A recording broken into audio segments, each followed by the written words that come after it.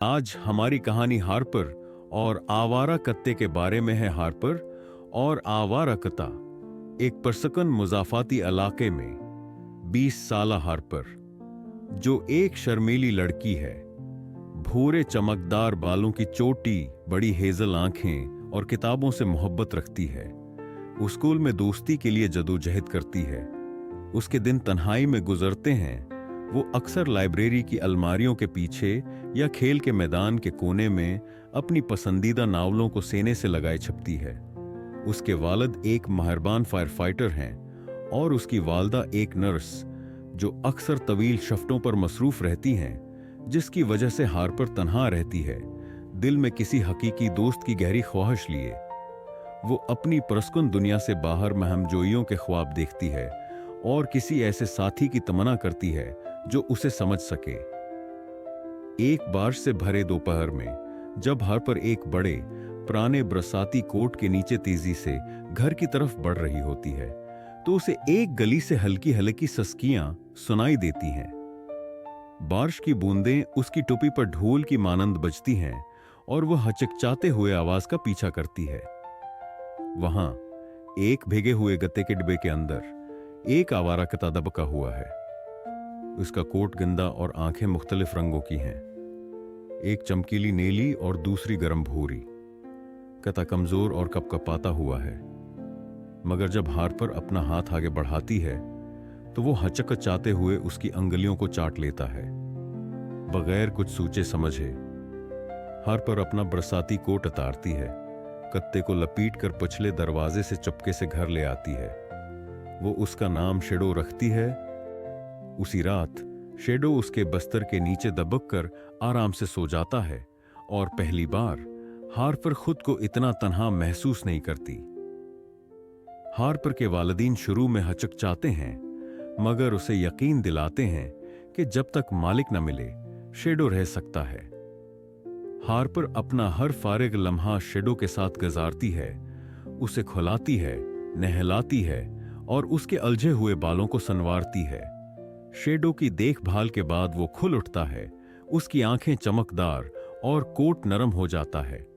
वो हार्पर का साया बन जाता है, उसे स्कूल की बस तक छोड़ने जाता है, दोपहर को गेट पर इंतजार करता है और रात को उसके बस्तर के पास बैठकर उसकी पढ़ी हुई कहानियां सुनता है। एक दिन हार्पर को पता चलता है कि शेडो को मौसीकी पसंद है।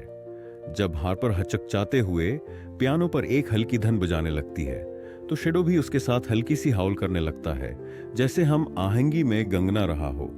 हार्पर हंस पड़ती है और जल्द ही ये उन दोनों का मामूल बन जाता है। हार्पर पियानो बजाती है और शेडो गाता है। मगर फिर एक दिन एक मकामी स्टोर पर एक पोस्टर देखकर के जा हार्पर का दिल बैठ जाता है। इस पोस्टर पर शेडो की तस्वीर होती है और उसका असल नाम डी होता है, और उसका मालिक एक बूढ़ा आदमी कई महीनों से उसे तलाश कर रहा होता है। हार्पर दिल महसूस कर राबता करती है, और जब बूढ़ा आदमी मिस्टर थॉमसन आता है तो शेडो खुशी से उसकी तरफ लपकता है। हार्पर आंखों में आंसू लिए शेडो को अलविदा कहती है, उसकी गर्दन से लपट कर सरगोशी करती है, मैं तुमसे मोहब्बत करती हूँ। दिन गुजरते हैं और हार्पर का दिल भारी और तहाँ रहता है।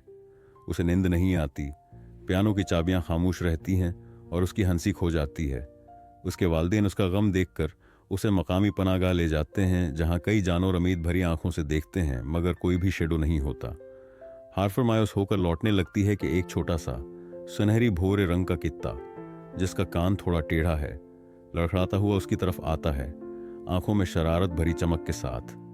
हार्पर हल्की सी मुस्कुराहट के साथ उसे गोद में उठा लेती है और उसका नाम लिकी रखती है। कुछ महीने गुजर जाते हैं। हार्पर का दिल धीरे धीरे भरने लगता है और वो पनाहगाह में रज़ाकाराना तौर पर काम करने लगती है। फिर एक बर्फानी सुबह दरवाजे पर दस्तक होती है। मिस्टर थॉमसन शेडो के साथ खड़े होते हैं, नरम मुस्कुराहट के साथ। वो बताते हैं कि उन्हें ऐसे लोगों के साथ मुंतकिल होना है जो कत्ते नहीं रख सकते। वो शेडो की रस्सी हार्पर के हाथ में थमाते हुए कहते हैं, ये तुम्हारे साथ ही रहना चाहिए। शेडो खुशी से हार्पर की गोद में छलांग लगा देता है, उसका चेहरा चौंकता है और हार्पर के वालिदैन आंखों में चमक लिए देखते हैं, मुस्कुराकर एक दूसरे का हाथ थाम लेते हैं। हार्पर का दिल जो कभी खाली था अब खुशी से भर जाता है। कुछ देर बाद हार्पर अपने कमरे में शेडो और लकी के साथ पुरस्कुन होकर कहानी पढ़ती है। बाहर बर्फ कर रही है मगर अंदर हार्पर गर्म जोशी से भरी हुई है। उसका दिल, उसका खानदान मुकम्मल है। आखिरी मंजर, बर्फ से ढके हुए बागीचे में हार्पर, शेडो और लेकिन एक दूसरे के पीछे भागते हैं। कहे और खुशी की भौंके हुआ में गूंजती हैं।